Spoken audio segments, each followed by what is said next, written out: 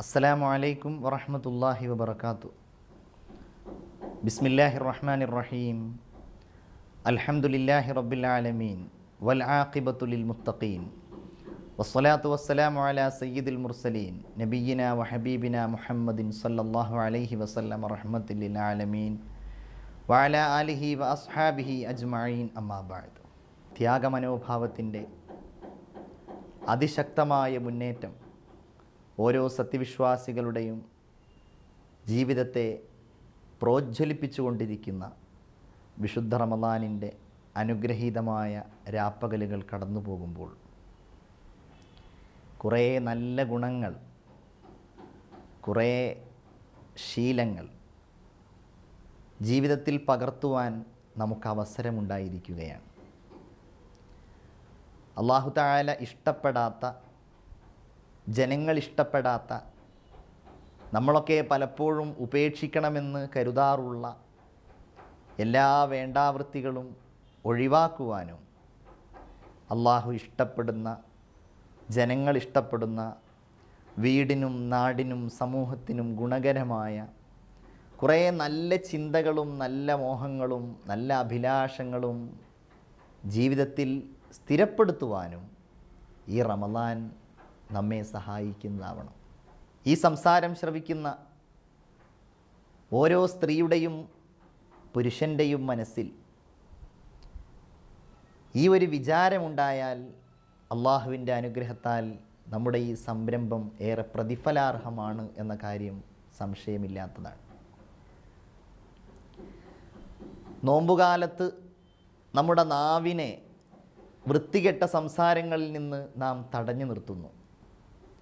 ചീത്ത പറയുക, പരദൂഷണം പറയുക, ഏഷണി പറയുക, ഇത് സാധാരണ എല്ലായ്പ്പോഴും ഉപേക്ഷിക്കപ്പെടേണ്ട സംഗതി തന്നെയാണ്. എങ്കിലും നോമ്പുകാരനെ സംബന്ധിച്ചിടത്തോളം ഞാൻ നോമ്പുകാരനാണല്ലോ എന്ന ഒരു ബോധം അവനുള്ളയിടത്തോളം കാലം മേൽ പറയപ്പെട്ട ആ വൃത്തികേടുകൾ അവനിൽ നിന്ന് സംഭവിക്കുന്നതല്ല. ഇതൊരു നല്ല ഗുണമാണ് എന്ന കാര്യത്തിൽ സംശയമില്ലല്ലോ.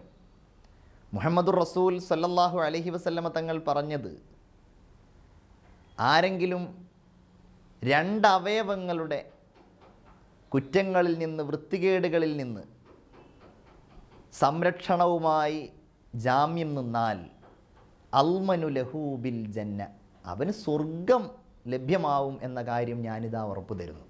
അല്ലാഹു തആല സൂറത്തുർ റഹ്മാനിൻ്റെ പ്രാരംഭത്തിൽ അവൻ മനുഷ്യർക്ക് നൽകിയ ഒരനുഗ്രഹമായി തന്നെ പറഞ്ഞത് അല്ലമഹുൽ ബയാൻ എന്നാണ്. അർ റഹ്മാനു അല്ലമൽ ഖുർആൻ. കാരുണ്യവാനായ അല്ലാഹു തആല മനുഷ്യർക്ക് ഖുർആൻ പഠിപ്പിച്ചു. ഖലഖൽ ഇൻസാൻ, മനുഷ്യനെ സൃഷ്ടിച്ചു. അല്ലമഹുൽ ബയാൻ, അവന് സംസാര വൈഭവം നൽകി. മനുഷ്യൻ്റെ പുരോഗതിയുടെ കാരണം, നാടുകളും സമുദായങ്ങളുമായി അവൻ വികസിക്കാനുള്ള കാരണം, വ്യാവസായികമായ പുരോഗതികളുടെ കാരണം, ഭരണ സംവിധാനങ്ങളുടെ കാരണം എല്ലാം മനുഷ്യൻ്റെ സംസാരവുമായി, ആ കഴിവുമായി ബന്ധപ്പെട്ടിരിക്കുന്നു. ഈ സംസാരം അല്ലാഹു തആലയുടെ തീരുമാനങ്ങൾക്കനുസൃതമാക്കി മാത്രമേ നാം ഉപയോഗപ്പെടുത്താവൂ. ഇത് സ്ത്രീകളോടും പുരുഷന്മാരോടും ശക്തമായിട്ട് ഈ കാലഘട്ടത്തിൽ പറയേണ്ട ഒരു സംഗതിയാണ്. നാം ഒരിക്കലും കള്ളം പറയാൻ ഉപയോഗിക്കരുത്. ശരീരത്തിൻ്റെ ഒരവയവവും, നാവ് എന്നത് കേവലം സംസാരിക്കുവാൻ വേണ്ടി ഉപയോഗിക്കുന്ന ഒന്ന് മാത്രമല്ല, ശരീരത്തിൻ്റെ മറ്റവയവങ്ങളും ഇതുപോലെ സത്യമാണെന്ന് പറയാനും സത്യമല്ല എന്ന് പറയാനും ഉപയോഗപ്പെടുത്താൻ കഴിയും.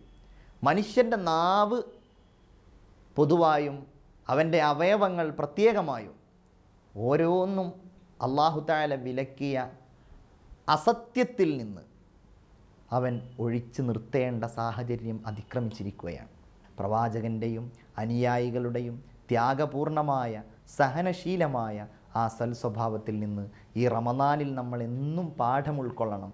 ഓരോന്നും ഓരോ വൈകാരികമായ താല്പര്യങ്ങളും ഓരോ സാമ്പത്തികമായ താല്പര്യങ്ങളും ക്ഷമിച്ചുകൊണ്ട്, സഹിച്ചുകൊണ്ട് നാം അതിനെ ഒഴിവാക്കിയാൽ ഇൻഷാ അല്ലാഹ് അള്ളാഹുവിൻ്റെ സഹായം, ഈ റമളാനിൽ മുൻഗാമികളായ ആളുകൾക്ക് നൽകപ്പെട്ടതുപോലെയുള്ള സഹായം തീർച്ചയായും നമ്മോട് കൂടെയുണ്ടാകും. അള്ളാഹുവേ, ഞങ്ങളെ എല്ലാവരെയും നീ സഹായിക്കുന്നവരിൽ ചേർക്കണമേ എന്ന് അള്ളാഹുവിനോട് ദുആ ചെയ്തുകൊണ്ട് ഇന്നത്തെ ഈ സംസാരം ഇവിടെ അവസാനിപ്പിക്കുകയാണ്. വആഖിറു ദഅവാന അനിൽ ഹംദുലില്ലാഹി റബ്ബിൽ ആലമീൻ. അസ്സലാമു അലൈക്കും വറഹ്മത്തുള്ളാഹി വബറകാതുഹു.